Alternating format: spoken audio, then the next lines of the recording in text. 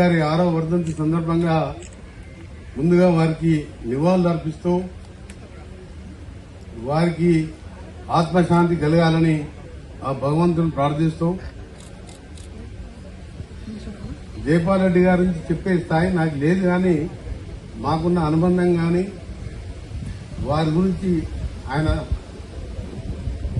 ఏ విధంగా చిన్నతనంకి వెళ్ళి జాతీయ స్థాయి ప్రపంచ దేశాలలో కూడా చాలా మంది గుర్తుపట్టే విధంగా ఆయన వ్యవహరించిన తీరు కానివ్వండి, ఆయన అలంకరించిన పదవులు కానివ్వండి, కొంతమంది పిల్లల బలిదానాలు, సకల జిల్లా సమ్మె, నాలాంటి వారైతే 3 ఏళ్ల మంత్రి పదవి కూడా రాజీనామా చేసి సోనియా గాంధీతోనే పిల్లలు చనిపోతుంది మీరు ఒకసారి ప్రకటించిండ్రు త్వరగా ఇవ్వండి అంటే కేబినెట్ లో ఉన్న ఏకైక కేబినెట్ మంత్రి సోనియా గాంధీ మన్మోహన్ సింగ్ గారిని ఒప్పించి తెలంగాణ రావడంలో ఇవాళ తెలంగాణ వచ్చిందంటే నెంబర్ 1 పాత్ర జైపాల్ రెడ్డి గారిదని చెప్పి అందరికీ తెలుసు. అది కూడా హైదరాబాద్ తో ఉండే తెలంగాణ ఒక సందర్భంలో కేబినెట్ లో చర్చ వచ్చినప్పుడు దాని గురించే మాట్లాడొద్దని చెప్పి ఖచ్చితంగా చెప్పింది.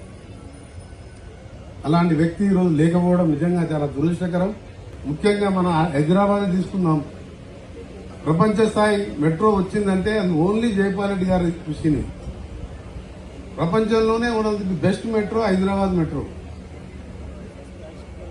అలాంటి మెట్రో సాధించడంలే కాదు, అప్పుడు హైదరాబాద్ విజయవాడ జాతీయ రహదారికి ఎన్నో అడ్డంకులుగా ఉంటాయి, దాన్ని 4 లేన్గా చేయడం, ఇంకా ప్రతి under ground drainage Amrit schemes అప్పుడు లేకుండే, కానీ ఆయన జేఎన్ఆర్ కింద 1000 కోట్ల రూపాయలు దేశం సౌత్ ఇండియాకి ఎన్ని నిధులు ఇచ్చినో ఒక తెలంగాణకి అన్ని 1000 కోట్ల 10,000 కోట్ల పైన నిధులు ఇచ్చి మున్సిపాలిటీలకు ఆర్థికంగా ఇన్కమ్ ఉండదు. జనరల్ గా మా నల్గొండ మున్సిపాలిటీకి 400 కోట్లు ఇచ్చిండు, నిజామాబాద్కు 500 కోట్లు ఇచ్చిండు, వరంగల్కి ఇచ్చిండు.